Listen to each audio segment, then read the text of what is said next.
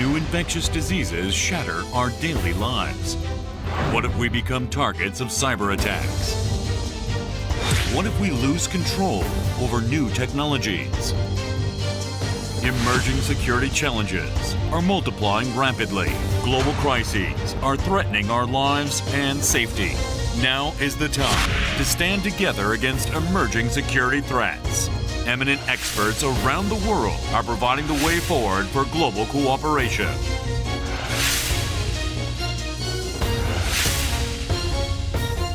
The First World Emerging Security Forum.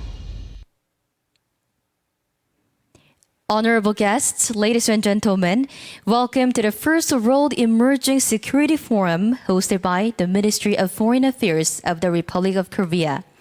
My name is Jessica Lee, and today I've been given the honor of being your MC for this very special occasion, and welcome back and nice to meet you all again. So starting from yesterday, we had the opening ceremony and the session 1 on health security. And today we had session 2. And finally, we're here to join the session 3, emerging technologies and security session. And on this session, under the theme of development and the use of emerging technologies and international cooperation for peace and security, we will discuss necessity of international norms for the peaceful development and use of emerging technologies, and joint efforts to develop and use emerging technologies in a way that contribute to the achievements of common goals for all humanity, such as international peace, human rights, anti-discrimination, and the eradication of poverty as well. And ladies and gentlemen, for your information, all staff and participants have checked their body temperature before entering the hall, and we've completed precautionary measures in order to prevent the spread of COVID-19. And please understand that our speakers on the stage will not wear a mask during their presentation because we do have a screen in between our seats of our speakers. And this emerging technologies and security session consists of 2 keynote speeches, and we're gonna have a panel discussion and of course Q&A session. And during the session, those who are watching our forum via online platforms can ask a question in our comment box on our official YouTube channel. And all participants who are joining here at the site, please refer to the QR code on your template or on your table, and you can freely ask any questions. So we'd like to ask for active participation until the very end. Thank you. So with that, ladies and gentlemen, please allow me to invite Minister Cedric O, the Minister of State for Digital Transition and Electronic Communication of the French Republic. So ladies and gentlemen, let's welcome him with a big round of applause.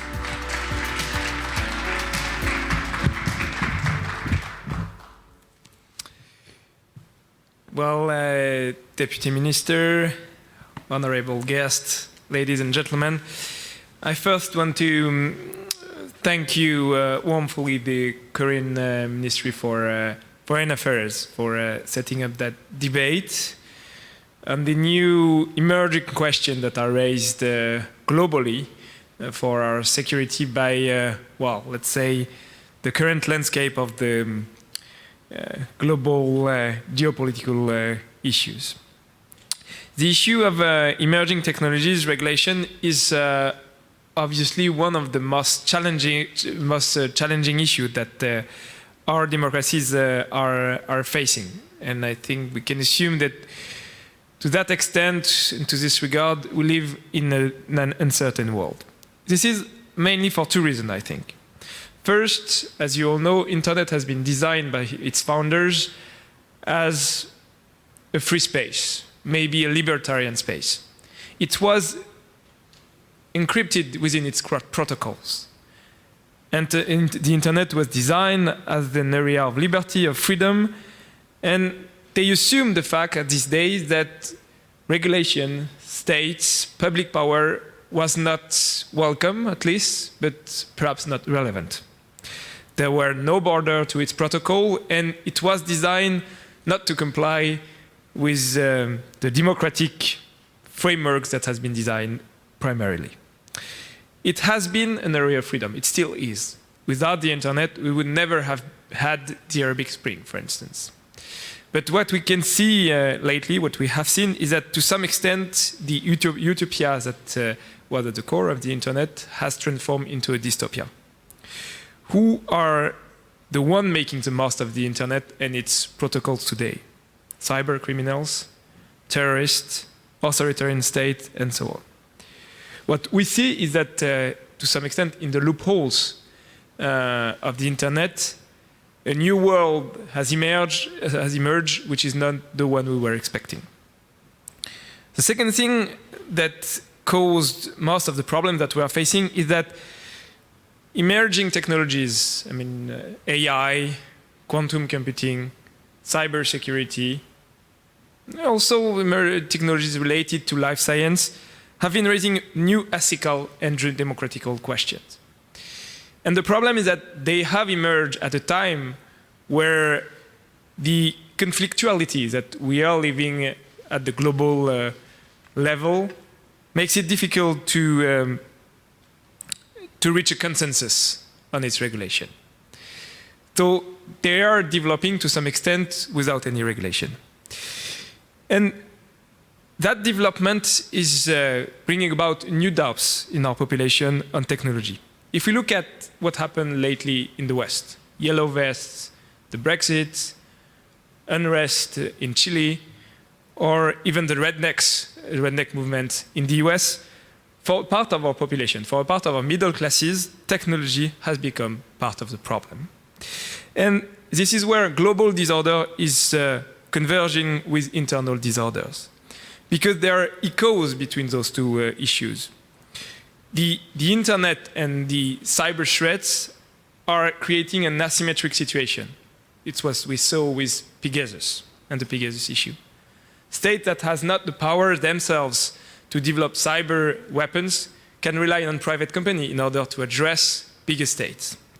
And the problem that we are facing internally, I would say, is that the difficulty of democracies to regulate the internet and to regulate emerging technology are questioning the relevance of the state for our own population.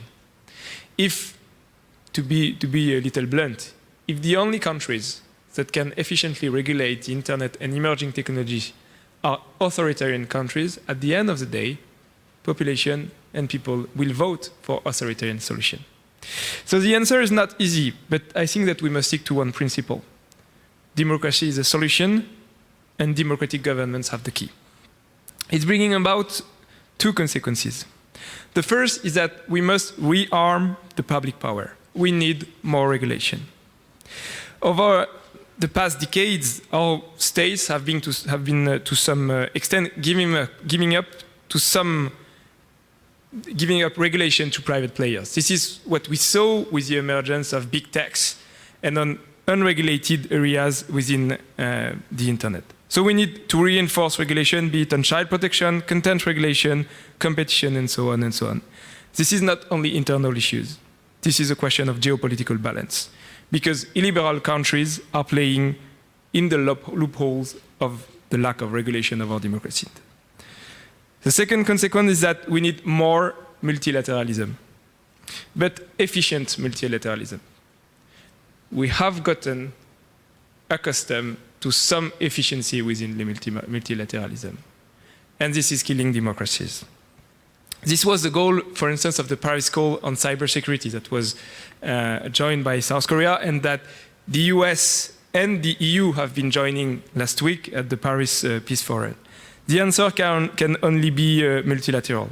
This is especially true between like-minded countries, and we have to reinforce the cooperation between like-minded countries. I want to quote two examples: the Global Partnership on AI, which Korea, India, the US, the EU, France are taking part to. The idea is to create a like-minded regulation on artificial intelligence that is highly needed, but also the success that we have been seeing on cybersecurity cooperation lately, especially in Europe, with cooperation with the US, Europe, and other democracies, with a lot of success in arresting some cyber criminals, but we need more cooperation. But this should be, at some point, extended. No one has interest in a no-rule cyber world. Nor the democracies, neither other countries. To conclude, I would say that in other dangerous times, at the beginning of the 19th century, we've been able to reach consensus on the limit that we wanted to put to weapons with the Geneva Convention. I do think that down the road that we are working on, we need to be able to replicate that in the digital era. Thank you very much.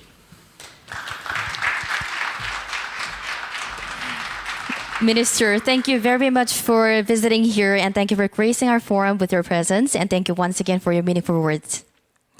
And ladies and gentlemen, let's move to our second keynote speech. And now, please allow me to introduce Mr. Dan Smith, Director of the Stockholm International Peace Research Institute. And he's joining us in real time. So ladies and gentlemen, please join me in welcoming him.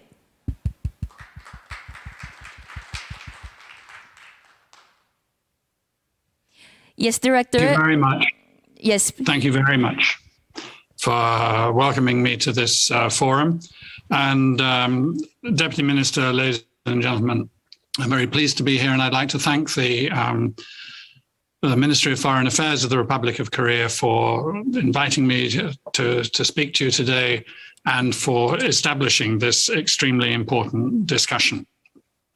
What I want to talk to you about primarily is artificial intelligence in the security and military context, and the concept of responsible research and innovation, which I think that we need to first explore and understand and then establish as a guiding light in this area. Now, there are many different ways that one can come into this question. The context is very important. I think we recognize that we are living in a period of difficult geopolitical relations, even in some cases toxic. The recent virtual summit between President Biden of the US and Xi of People's Republic of China was, I think, extremely important and yet also quite limited. And it's in some ways instructive to understand that this quite limited and in some senses non-productive meeting was nonetheless an important step forward towards re-establishing some kind of normality and calm in the international scene. Now, these difficulties in the international scene have, of course, had their reflection in arms control, and to some degree, difficulties within arms control have been driving the toxin in world geopolitics. The crisis, the crumbling of the architecture of bilateral arms control between Russia and the USA accelerated dramatically during the Trump administration, but it didn't begin during the US Trump administration. The first signs of concern, actually in some senses, came back at the beginning of this century, but especially about the Intermediate Nuclear Forces Treaty, which President Trump pulled America out of somewhat dramatically. The first signs of concern about that were expressed during the Obama administration. More broadly, this deficit in international diplomacy is seen in the difficulty that the world has, or the international community has, in acting as a community and handling difficult crises and flashpoints. For example, those between India and Pakistan, those also between India and China, in your own region in Northeast Asia, in the South China Sea, but perhaps above all in the Gulf, in the Middle East, in the tensions between Iran and Saudi Arabia. And what makes all of this more complicated is that the forward march of technology does not stop. And so whatever the problems are of international relations and of arms control, there are more challenges and more tasks just around the corner. And in fact, not even just around the corner, they're on the road right in our way. The forward march of technology in cyberspace, in the development of hypersonic missile technologies, and what I'm going to look at, artificial intelligence. So the difficulty is that our current international politics and arms control arrangements are finding it hard to handle the well-established tasks of dealing with nuclear weapons, nuclear proliferation, heading us further on the road towards nuclear disarmament. And while having those difficulties, new challenges are arising. So let me look at artificial intelligence in the security and military context and look at autonomous weapon systems, sometimes called autonomous weapon systems, sometimes called lethal autonomous weapon systems. And I prefer the second term because it allows me to use the acronym of LAWS. And of course, one of the issues with laws as weapons is how does international humanitarian law apply? These weapons can radically transform the way in which humans make decisions in armed conflicts and therefore leading up to armed conflicts. There are some benefits that can be seen from these systems, even indeed humanitarian benefits, but they also raise fundamental legal, ethical, and strategic concerns. And SIPRI, the Stockholm International Peace Research Institute that I have the honor to lead, has done a lot of work on the links between LAWS, lethal autonomous weapon systems, and strategic stability and nuclear risk and international humanitarian law. Now, the legal, ethical challenges posed by these weapons have been subjected to intergovernmental discussion for about a decade, and for the past 4 years have been led by a group of governmental experts. And that group has been discussing, or the central question it's been discussing, is whether the existing framework of international humanitarian law provides a sufficiently clear set of regulations, or whether new rules are required when it comes to thinking about autonomy in weapon systems. There's been quite a long and a detailed discussion, but eventually that group of governmental experts has agreed by consensus that international humanitarian law applies to autonomous weapon systems, and agreed that humans, not machines, remain responsible not just for the development, but for the potential use of these weapons. And that means that there must be a certain quality, a certain extent of human interaction with the machine. You cannot leave life and death decisions simply to automatic decision. This is often referred to as the concept of keeping humans in the loop. Now, one of the problems here is that this takes us into a quite detailed legal point. International humanitarian law is very clear about what effects are unlawful. It's less clear about how lawful effects are produced. And this perhaps seemingly arcane distinction between the legality of the effect and the legality of the action that produces the effect could lead to governments having completely different and incompatible legal interpretations of their responsibilities. So we're at a point where we can see, first of all, that autonomy in weapon systems is going to increase. We can see, secondly, it cannot and must not and does not replace human decision-making, but it transforms the way humans make decisions. And now the discussion needs to move forward onto what should the constraints on those decisions be, who, when, what, and where are humans deciding in relation to this. This discussion will continue. Because it's at the moment at an unresolved stage, there could be a temptation to let other potential actions wait. Let's see how things turn out with the discussion on international humanitarian law, which is perhaps the fundamental set of issues that autonomous weapon systems raise. Our argument would be the opposite.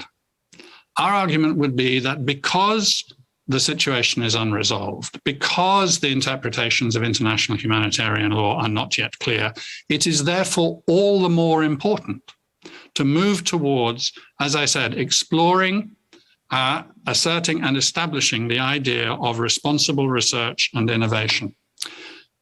My institute's research into companies and research centers and universities has found that there is not a lot of thought and discussion going on about the peace and security implications of these technologies amongst those who are driving the science and technology forward.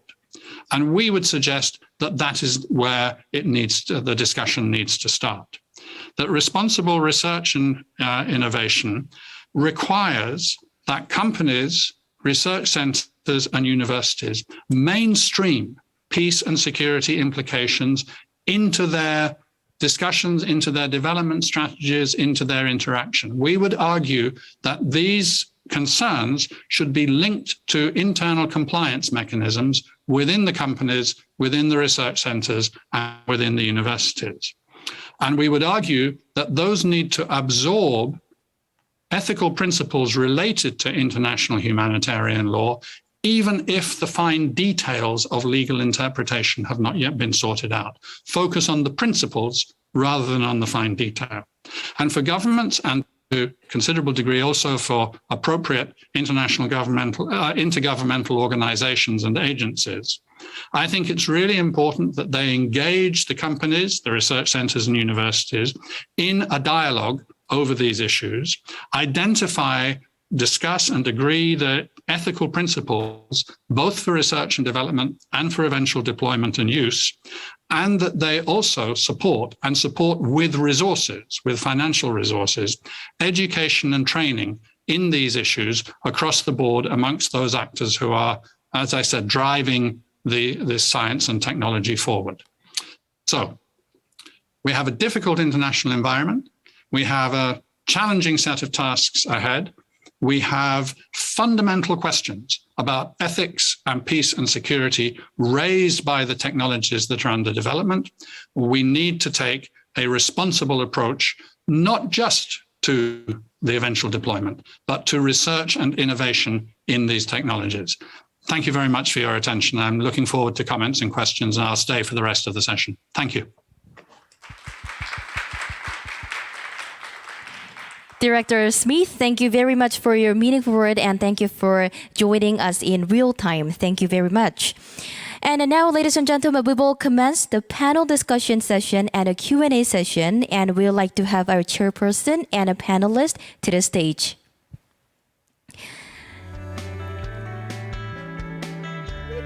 We have two panelists joining us on site, and we do have two online panelists. And from now on, I would like to introduce to you our panelists. First of all, Mr. Kim Ki-jung, President of the Institute for National Security Strategy, is joining us today as a chairperson. Thank you. And next, Mr. Avram Atjava, Executive Director of Strategy and International Cooperation at Israel National Cyber Directorate, is also joining us on the stage. Thank you very much for your attendance. And we do have a panelist joining us online, so please welcome Mr. Vijay Raghavan, Principal Scientific Advisor to the Government of India. Thank you very much for joining us. And last but not least, Ms. Kay Firth Butterfield, Head of AI and Machine Learning of the World Economic Forum, is also joining us in real time. Thank you very much for your time today. And now we'd like to pass the microphone over to our chairperson. So ladies and gentlemen, let's welcome him with a big round of applause. Thank you. Good evening and good afternoon. My name is Ki-jung Kim. I will be working as the moderator of this session. This session's title and theme that we're going to discuss is the development and the use of emerging technologies and international cooperation for peace and security. That is the topic that we're going to discuss for the next 45 minutes. Speaking of emerging technology, including myself, that we have mixed feelings about this new and emerging technologies. On the one hand, there is high expectations about the further development of a human living standard. But another things that we should worry about is that it's going to be another source of a new threat, especially to the human, living conditions and for the international, security and peace. So maybe, the first topic that we're going to discuss is that whether that new and emerging technology would contribute and how to contribute to the peace and the prosperity of the international politics. And maybe second topic that we should discuss is that issue of global governance, or even we can say that how to achieve the international cooperation, or for instance, the whether we can make agreeable international agreement to regulate the use of technology, to violate the humanitarian issues. And the third topic that we're going to discuss is that who is going to participate in terms of actors, maybe including government's role is preliminarily important, but in a government to business sectors cooperation is also important. Government to government, INGO, organizations work role would be also very important, and even the NGOs' role is particularly important to reach to the as the director Dan Smith suggested that to reach to the humanitarian law of these regulations. So we are going to discuss three different topics. Then I'm going to give you 13 minutes maximum, and I'm going to give you the first chance to Mr. Abraham Atzava, who is working as the Executive Director of Strategy and International Cooperation at Israel National Cyber Directorate. Mr. Atzava, please. Thank you very much. So first of all, thank you very much for inviting me to this important conference, and thank you to the Ministry of Foreign Affairs for raising this issue and trying to build an international forum for dealing with those emerging technologies security. Let me start by saying that Korea and Israel have a very long and lasting relationship in many areas, in the academic realm, in the industry realm, and in the security and now cybersecurity realm. And we have a very good cooperation between both countries. And last, let me thank you for inviting me to this session, because I could have been in the previous session dealing with cybersecurity, but I'm on this session, and it is very important to bring security into the business cases. So I don't see many medical conferences that deal with cybersecurity and with emerging technology securities for the medical realm. And it is really a business for the doctors to deal with. Same for C-level conferences, same for legal advisor conferences. They need to understand the risks of those new technologies that are emerging and how they impact their own legal realm. So it's very important to spread the security issue into different business areas. Let me start my talk with my son, the youngest one, who is 17 years old, and I see some young sitting here in the audience. And what we are speaking right now on those emerging technologies is going to influence them. Right now, they are surfing in the internet. They are a part of social networks. They are doing teenager things in the digital space. So now it looks like a very innocent issue, but what will happen in 10, 20, 30 years from now, when all this data never disappears, it is there, when we will have AI technologies to go and fetch this data and either misuse it or being used by the wrong people, this is a concern that should be handled now and not wait until it is too late. But let me start with something that says that security with emerging technologies is also an opportunity. It's not only the bad side of the news, because we already see that cloud computing is adding to the security of data and information if used properly. AI-based cybersecurity tools will be much more effective than our current cybersecurity tools, and they will need much less professional manpower, which is in lack all over the world. And of course, 5G networks, if architectured correctly, will be much more secure than our current networks, which are centralized. So those new technologies can bring a lot of security, a lot of unbiased, if done correctly. The problem is the if done correctly. And the problem that we are facing right now is that we are developing those new technologies in an insecure by design and by default way. We saw that my previous speakers spoke about some of the issues already. The global nature of the internet, the global nature, the openness, the insecurity by rationale, by philosophy of those infrastructures. The unregulation, we want it to be innovative, we want it to be competitive in the markets. So as governments, we want to lower the regulation bar. And on the other side, there are no incentives for the developers to put security within. I have a friend just moved from a cybersecurity organization into being the CISO of an AI startup. And he's telling me they have so many challenges, the R&D challenges, and the technological challenges, and the marketing, and the competitors. Cybersecurity is one of the problems.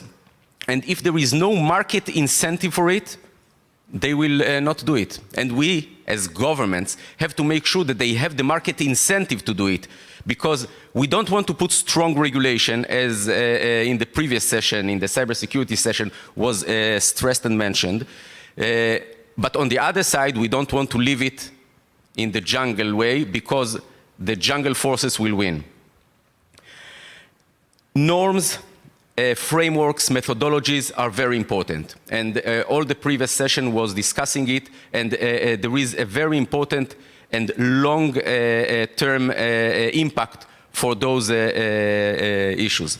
But on the short time, meaning years, and if we don't put incentivizing mechanism to those, organization will not adopt them freely.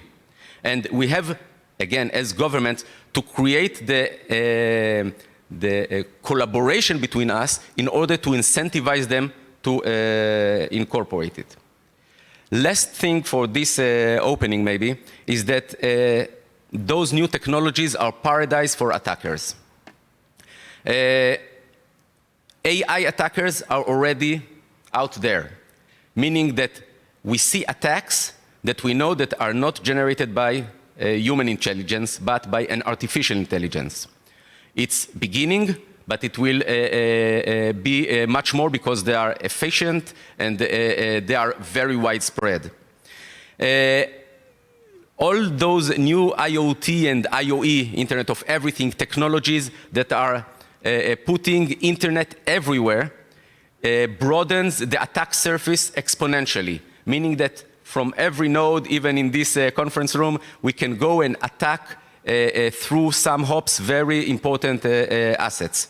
And this is heaven for attackers.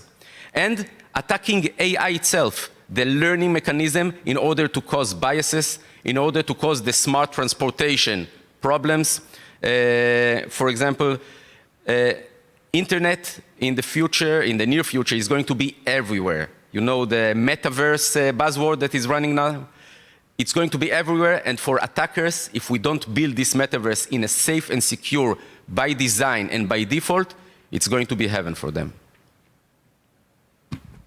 Thank you.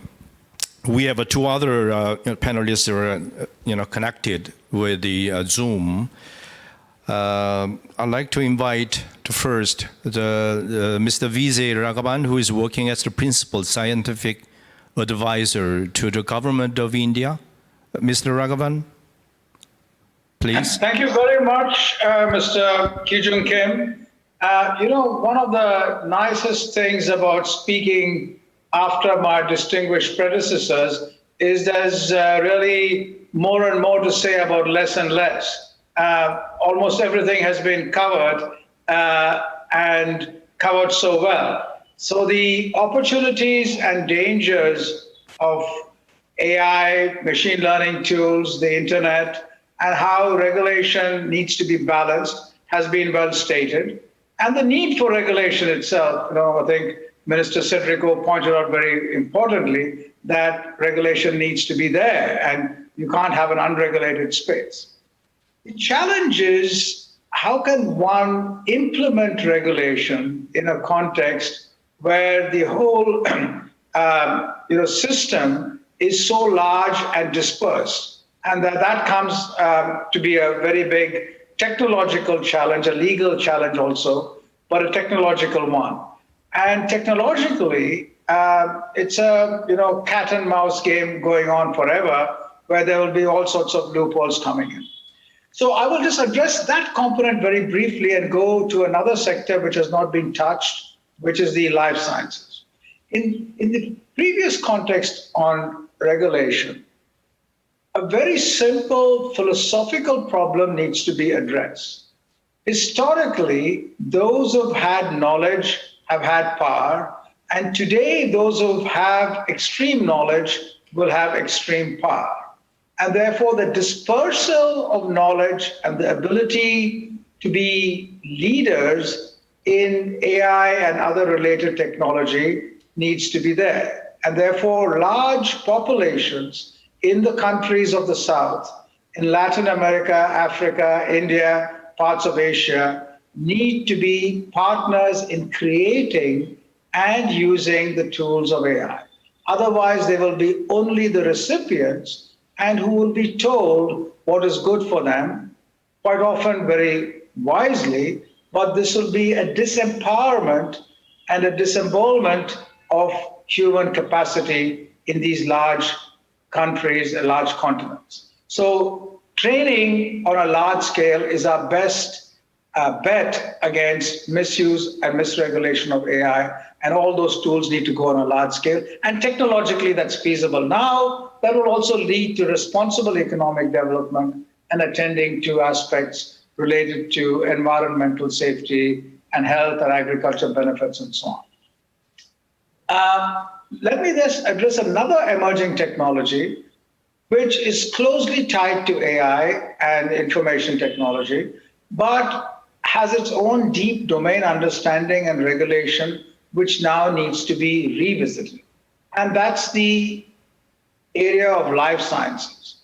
Many of the aspects of life science manipulation, which were matters of concern raised during the Essilomar conference in the 1970s, are now have to be revisited in the context of the speed and scale with which life sciences can be manipulated. Today, and it'll be very soon possible at the level of any individual, you will soon be able to insert a drive into a computer, a laptop, be able to generate sequence information for any organism and analyze it. And that poses enormous opportunities for health, for agriculture, for looking at how disease can emerge and spread, but it also imposes enormous challenges for regulation. How does one regulate this in a sensible manner? How does one prevent the rise of accidental or deliberate pandemics from these kinds of structures? And that needs to be revisited. And that, my fundamental problem is that all the kinds of people who have been talking about regulation here come from a certain school of thought where typically the disasters occur as single events. AI and life sciences have the exceptionality that the disasters get exponentially amplified. A small tweak here can result in something very major all over the world, both in information technology and in life sciences. So conceptually, these are challenges which are not easy for the human mind to appreciate. You don't get protection by putting locks on doors and wearing lab coats and masks and so on and so forth, because the amplification is rather substantial. How does one deal with that is another challenge, but it's eminently feasible. I'd like to conclude by saying that the life sciences flexibilities and the deep domain understanding which can come when also extended to the oceans, which we have not yet done, gives a huge database in the oceans and agriculture and health sciences, which can feed back into the understanding of the way our planet is going, and therefore has important implications in decision-making for businesses, for environmentalists and others. And therefore the regulatory challenge is actually a very, very complex one, which requires experts from each of these fields. And it's not easy to see how a United Nations approach of everyone at the table is going to result in sensible regulation, nor is it easy to see how not having that will allow, a unified view to come about. So these are important challenges for regulators. Thank you very much. Thank you. The last panelist we're going to invite is that who is working as head of AI and machine learning of the World Economic Forum. Ms. Kay First-Butterfield, maybe you might speak of a little bit different perspective from the, government side, man. So would you please? I'm going to give you 13 minutes. Thank you very much. And thank you very much for having me on this panel. As Professor Raghavan said, a lot has already been said. But I think, as you say, I work with the forum, with governments and businesses, academics and nonprofits. So we always work in a multi-stakeholder way, because we believe that that's the way that we can get the most successful work done. And we're fortunate, in fact, to have in San Francisco with us a professor from KAIST University as part of that multi-stakeholder effort. Just to give you a little bit of background, what we have been doing at the World Economic Forum for the past 4 years is looking at governance of artificial intelligence with a small g. And to take up some of the points that other speakers have made, we have come to the conclusion that governance needs everybody to be doing their piece. We can't rely upon regulation alone. And so we have to have a good balance between regulation and soft governance. So let me give you an example of that. We worked with the United Kingdom on procurement of artificial intelligence by government.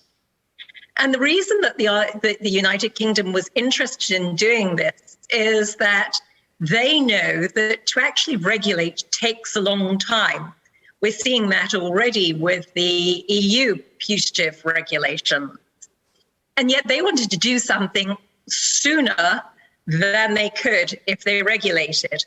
But they also wanted to give the signal that there was a line that they would draw in the sand around ethical or responsible AI. And so by working with us to set out principles, but also a workbook that those people in government who procure AI can use to understand how to apply the principles. What we did and what the UK was able to apply was a mechanism of soft governance. If you are selling to the UK government, you must follow these rules. And if we were to legislate, this is our tolerance level.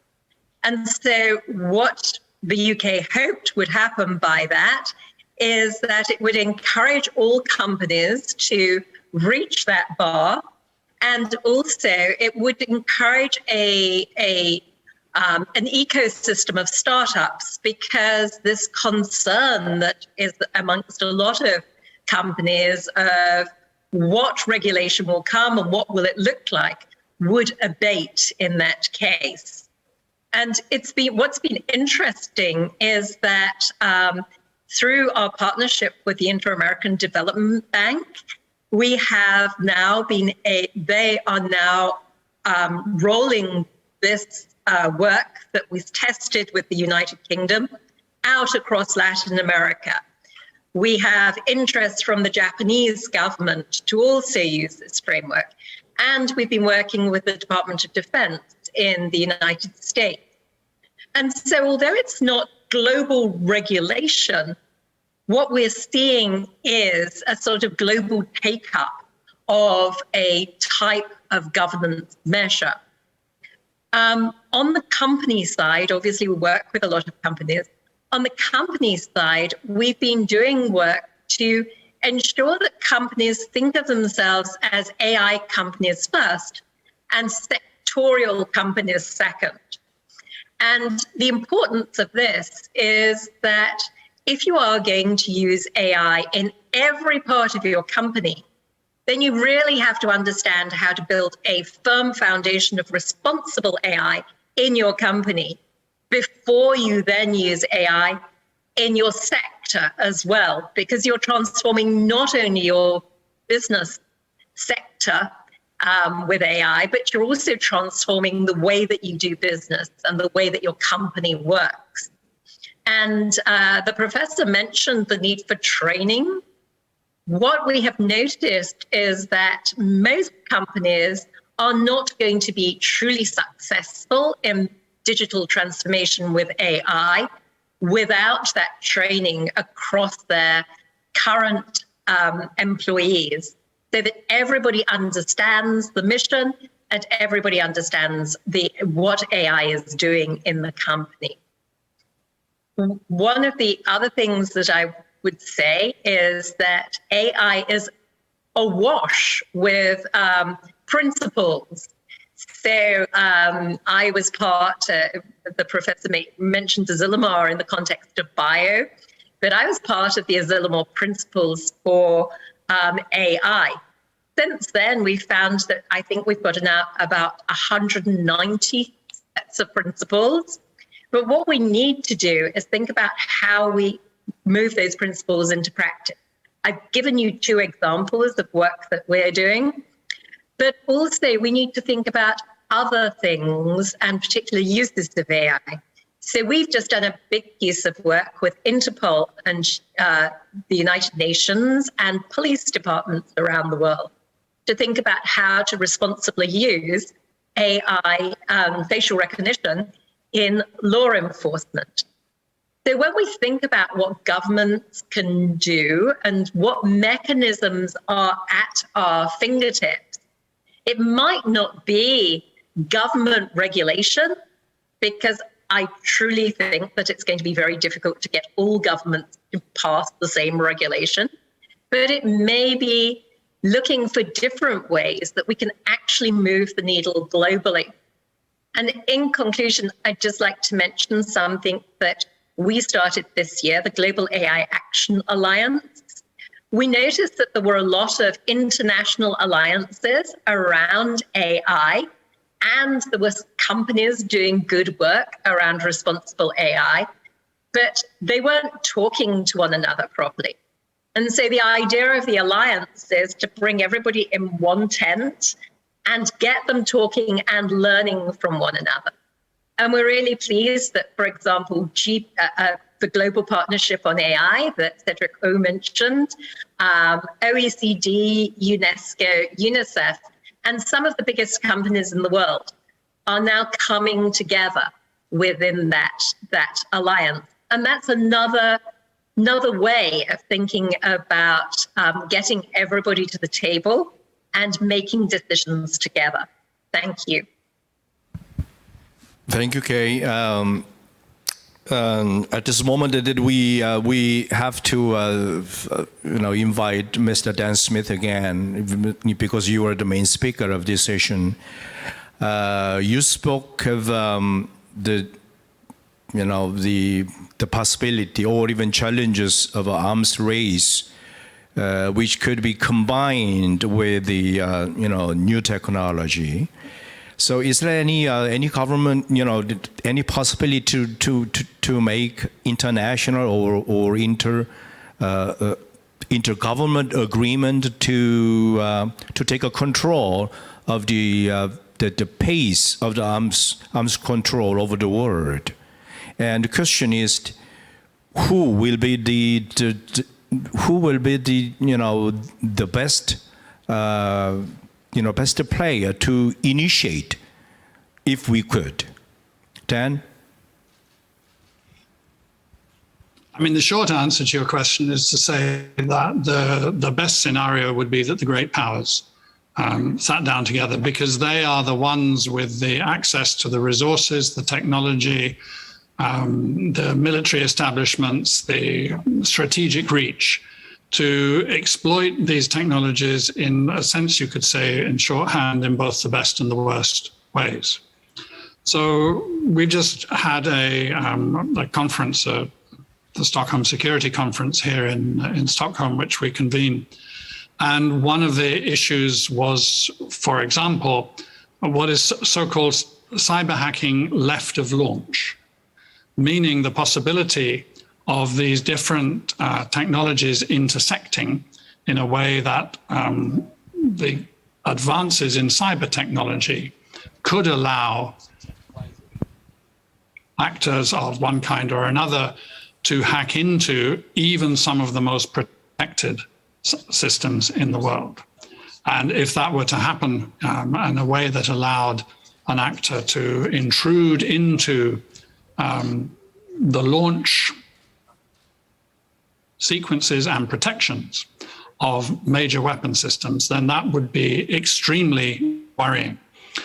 So you can see a real incentive why the great powers should sit down and talk these things through. And they might want to talk through regulation, and they might want to talk through restraint, and they might want to talk through normative understandings with each other.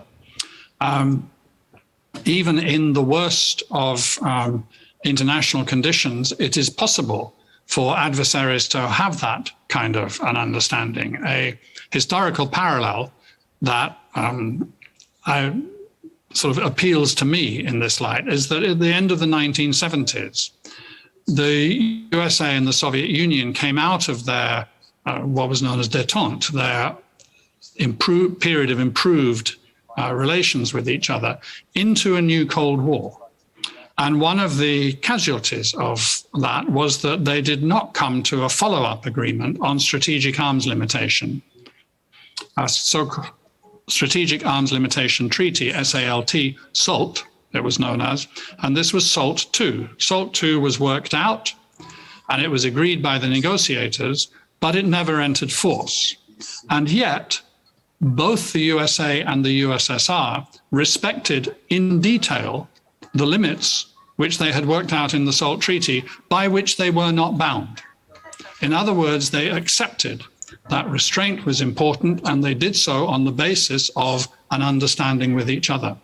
So I think that to a considerable degree, one should say, of course, look, pause a second, the evidence for a concern about a potential arms race with these new technologies is absolutely unmistakable. Even just recently, the anti-satellite test by Russia, the hypersonic missile launched by China, it is absolutely clear that these risks are there. It's therefore an extremely good idea for the adversaries to sit down and to sort that out.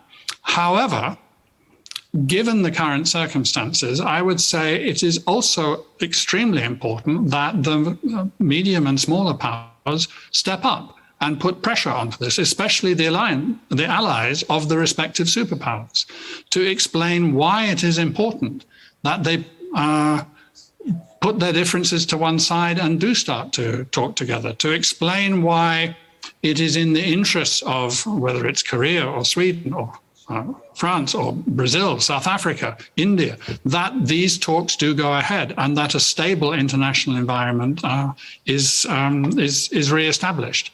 So I think in the best circumstances, the answer to your question, Ki-Jung, would be the great powers take up their responsibilities to do it.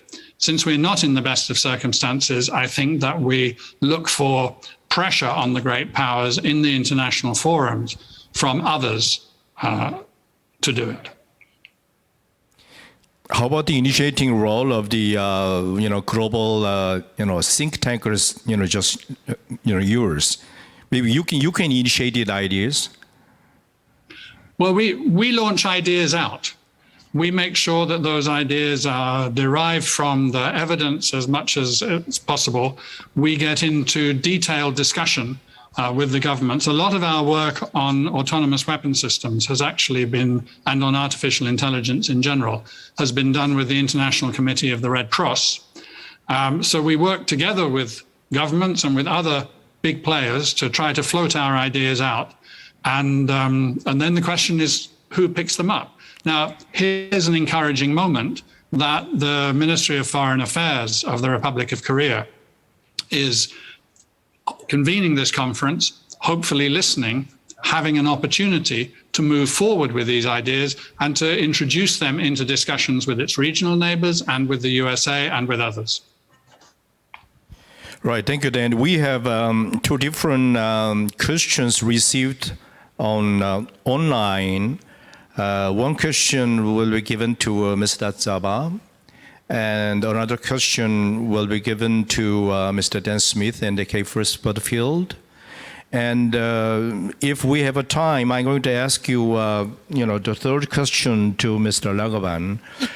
So, the first, Mr. Atzaba, for handling emerging technology security risk, what would be the possible approaches of the government? And in the case of your government, what is your chance, your means to handle this emerging technology risk, security risk?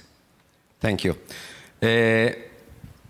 First of all, as a government, I think, and it was already mentioned, one of the key things is to provide knowledge to the market, to the organizations, to the government offices, to the regulators. There is a big lack of knowledge nowadays on the market, on the risk of emerging technologies. Hence, there is no market pressures on developers, on the international community to solve those security risks. So providing knowledge to the market is an essential thing, and we as the INCD are developing this knowledge and providing it to the market. For example, we just released a few months ago a document for the CISOs, the cybersecurity officers, regarding quantum computing and how they should do things right now in order to be ready for quantum encryption problems and for quantum communication, which might be a little bit ahead, but they have to do things right now. Also, we saw how the international community came stepping in on a 5G talks and starting to put requirements for cybersecurity on 5G even before 5G is fielded broadly. So those are measures that are very important. But I think that one key issue is to try to break the current paradigm that we have, that we as government work mainly with the organizations, with the market, and help them cyber-secure themselves or secure themselves and help them mitigate security problems they face. And we should shift the balance into working together with the market and together with the big tech companies that are developing those technologies. They should be an accountable part of what they are developing, and security should be designed within the systems. And if security is not designed within the systems, there should be the legal framework and the international framework in order for the market to take his action if he's harmed by those insecurities. So this is something essential that we should put in our regulations and in our handling with the market. I would say that we are talking about zero trust, and zero trust is right now a bon ton in cybersecurity and in security as general. This is true for government, and this is true for the developers. We would like the customers, the users, to have 100% trust. They should take a product, a technology, a service, and use it without being afraid of security concerns. And this is something that we as government should strive for. Is there any, cooperation in the case of Israel?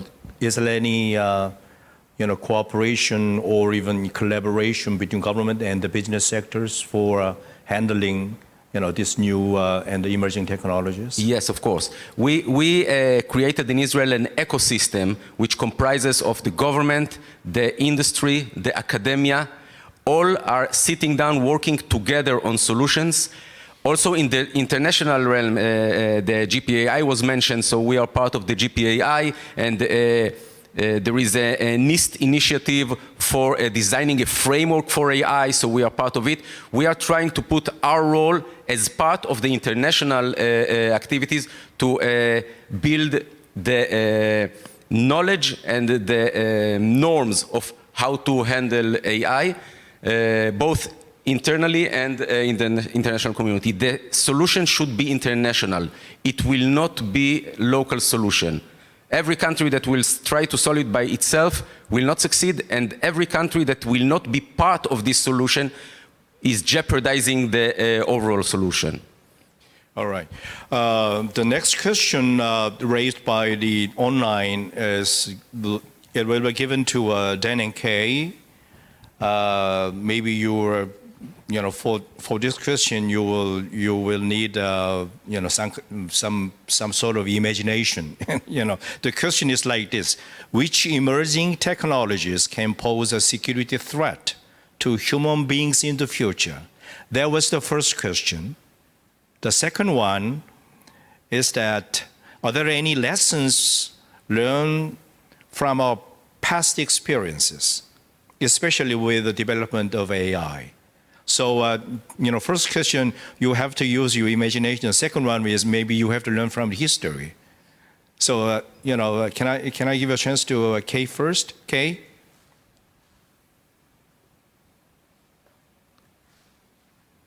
Certainly. So this is a great question. I would say that the two technologies that are on my mind at the moment were actually just mentioned, AI and quantum. We have already worked with a multi-stakeholder group to think about responsible use of quantum and designing some guidelines for that. So those would be the two technologies that I point out. With AI, I think that there is a significantly important thing to be done in terms of AI used for education of all young people. And if we could do that correctly, we could actually increase everybody's economy, because we know that if we have educated people, then we also improve the economy. But there are significant dangers to using AI without responsible foundations to educate our children. And one could just talk about data privacy, for example. And so those are actually some things that we really need to be thinking about and sorting out now. If I look back in history and say, are there any lessons? I know that it's often said that, horses didn't mind losing their jobs because now they're pampered pets. But actually, there isn't a good analogy there, because the people who used to drive carriages were able to move from driving the carriages to driving cars reasonably easily. It's much more difficult to move from driving cars to coding AI. So I don't think we've got an analogy there. I would like to think that we could see an analogy with the SALT treaties that Dan spoke about, but it's very hard to see the world coming together, as Dan mentioned. I also think that we need to see this as something we have to do now, but industrial revolutions take a long time. And that's something we can learn from history. A lot of people are adversely affected for a long time. If you just go back and look at the second industrial revolution, so the one that took up almost the whole of the 19th century going into the 20th century. Thank you, But there are Kay. also learnings I think that we can have, like, perhaps we could think about electricity and insurers not insuring electricity systems without them conforming to certain standards. Maybe we could think about applying that to AI. Okay, Dan, now is your Yes, chance. interesting. Yes, interesting questions. I think one of the things about the technologies that we're talking about is that they all seem to have potential for great benefit, and perhaps it's just the other side of the coin, potential therefore also for great damage. Thinking of security, I mean, normally when I'm talking about security, I'm talking about security in a peace and war sense, but thinking about it in a different sense, in the kind of ordinary everyday stability of life and things being all right. One of the things which I noticed, I mean, I've moved to Sweden from the UK. Sweden is in some ways a technologically much more advanced society than the UK. Internet coverage is way, way better out in the far-flung country regions of Sweden than it is in the major cities of the UK. And one of the things is we don't use cash anymore, basically. I think I still carry a note in my wallet, but it's just in case. I haven't gone to an ATM for about 4 or 5 years. The average rate of visits by an ordinary individual to a bank in Sweden is about once every 8 years, if that. You really don't need to be going to banks anymore. Everything is online. It's all in the virtual space. It's all cyber. It's all on your iPhone. You can buy anything just with a few taps on your phone. And I think that degree of cyber sophistication speaks of also a degree of cyber vulnerability. And so I think that in general terms, for that kind of everyday individual personal security, the more sophisticated the systems are getting, the more vulnerabilities there can be there. It is true, of course, that with cloud computing, you get greater security, but I think there are also downsides in that. In terms of the peace and war side, I think that I would like to just put this discussion about emerging technology threats into a context, which is that looking ahead for at least the next 10 to 20 years, I would say that in war, more people will be killed with guns, machetes, and knives than will be killed or harmed with new emerging technologies. And so I just think that's an important bit of contextualization to have. Any lessons learned from past experience? I'll be extremely quick, Ki-Jung, and I think that I might surprise you with what I'm going to take. But when I was a child going to London, all of the buildings like St. Paul's Cathedral, Westminster Abbey, the House of Commons, Big Ben, they were all black. And I thought that was the color that those buildings were. I mean, I thought they'd been built black, right? And then steadily the effects of the Clean Air Act of 1954 took effect. And by the time I was in my late teens, they were starting to clean those buildings and they became white, which was how they had been built, or some of them red, actually, or so on. So I think that it is clear that it is possible to get hold of a set of technologies, because it wasn't just one thing that was making the air dirty in the UK, it was many things. It is possible to get hold of a set of technologies and say, this result is socially undesirable and we wish to produce something else. And the clean air thought is one that we should all have in our mind, because according to the World Health Organization, more than 90% of the world's population breathe air which is unhealthy. So yes, I think history tells us we can get hold of these technologies if we develop the political will and have clear political leadership in that. I'll leave it there. Thanks very much. Thank you, Dan. Mr. Raghavan, still we have 6 or 7 minutes to come. So we respect that equal opportunity will be given to you. So, Mr. Raghavan, you're speaking of workable solution for the future, you know, in the case of new technology and how to handle the emerging technology for the sake of peace and security in the future. Well, can you tell us what would be the major hurdles or challenges to reach to the international cooperation or international governance? Especially there is a gap of technology between the advanced countries and some developing countries. So maybe the same logic we have observed that in the case of environment issue, ecological issues, it's been still we are struggling to reach to workable solution. So in the case of emerging technology, can you tell us the possibility of international governance or international cooperation, especially between the advanced and the developing countries, to make that the agreement? Thank you. There are really 3 categories of situations in the world. What you labeled as advanced countries or countries or societies which have advanced technologies.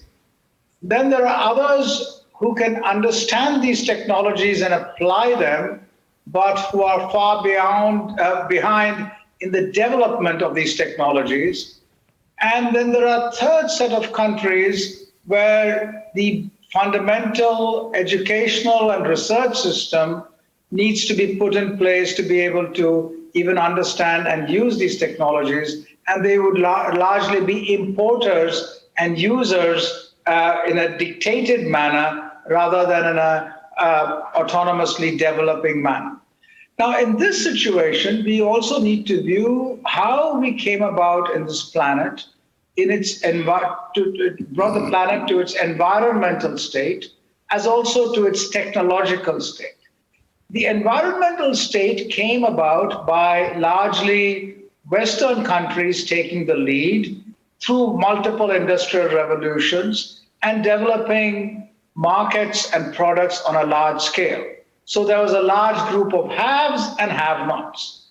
Now, the IT technologies will not take that long, as what Kay rightly pointed out, for other kinds of technologies. The scaling of these technologies all over the world will be, to use a metaphor, viral. It's going to go very, very rapidly. So AI technologies and the ability to use biotech in multiple ways because of the availability of IT tools like laptops and other machines which can sequence genes very easily is going to scale. And therefore, if we are to deal with problems on scale, it requires us to understand we are at the edge of a precipice, and to pull back, there needs to be massive financing and tech transfer and training, which requires a partnership, not just of the superpowers, as Dan pointed out, but of a wide variety of countries. So the challenge is a bit different from earlier, though the principles of operation will be same. There are multiple players at the table, so it's going to be very complicated in handling that. Thank you, Mr. Raghavan. We are going to conclude our session. This is our last session in the forum, and this is the first forum that the MOFA organized. And I expected that we're going to have another chance to discuss, further and more, with more insight about the future. As when we start our session, I said that speaking of emerging technology, we still, as ordinary people just like me, have mixed feelings that on the one hand, we have a higher expectation. On the other hand, we have a big concerns about the future. Well, we know, we should know the conclusion that the new emerging technology should be used and should be combined with the peace and security of the world in the future. So we are facing, everybody in this globe, we are facing with a new day, every day, new future every day. So still, even though we still do not have clear pictures about the future, but we know the conclusion. It should be used peacefully. It should be used as for the sake of international security. So I like to conclude our session just one sentence. Still, it is very much inspirational to me, and I guess to you too. If we want peaceful future, if we want peace, the first thing that we should do is that creation about a peaceful future. And the second thing you do is the propagation to a wide audience. So we need imagination, we have creativity about future. And second thing we need is, just like this, we need an international forum to discuss about today and tomorrow. Okay, thank you very much for participating in our session. Thank you, everybody. Thank you.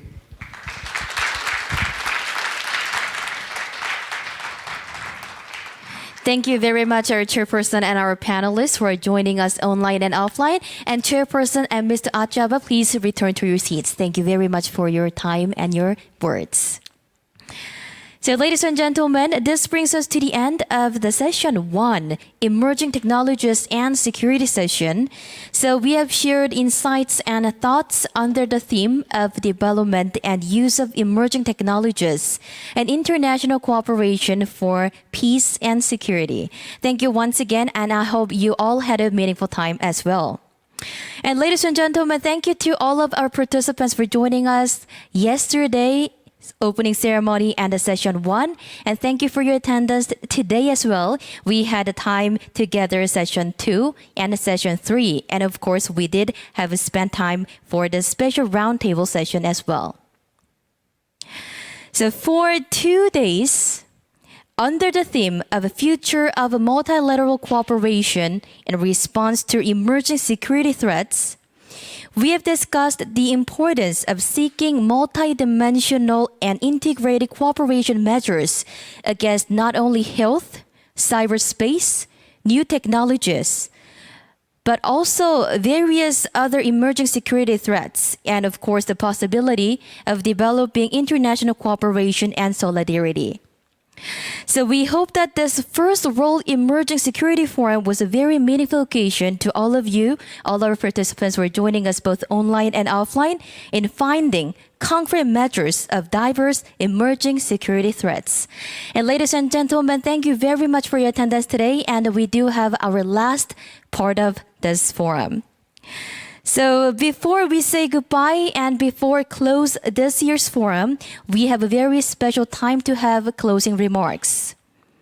So now, ladies and gentlemen, please allow me to invite Mr. Ham Sang-uk, Deputy Minister for Multilateral and Global Affairs of the Ministry of Foreign Affairs of the Republic of Korea.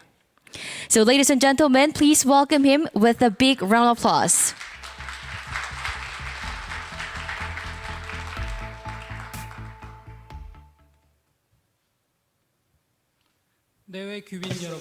Distinguished guests, we have come to the conclusion of the 2 days of World Emerging Security Forum. Minister Chung Eui-yong, former President Ilves, Chairman Schwab, and former Chair Schmidt, and Vice President Wei Xiaojin, thank you all very much. I would also like to thank all the experts for presenting your views regarding the different issues in international peace and security. I would also like to thank those who are here with us and also everyone who has joined us via online from throughout the world. Now, the launch of the World Emerging Security Forum is the result of the Korean government to lead in forming international solidarity and cooperation, and also under the COVID-19. Now we sought to seek new paradigms of cooperation and solidarity. And I believe that throughout yesterday and today, we witnessed discussion befitting the cause. Experts from not only the government but private sector and academia showed their willingness to contribute to international cooperation from their role as important actors in today's international security issues. We also took stock of the international narrative so far and put forth constructive ideas on how to keep moving forward. We are also frank about the differences that were identified in the discourse so far and discuss how we can find a way to overcome them to start cooperation.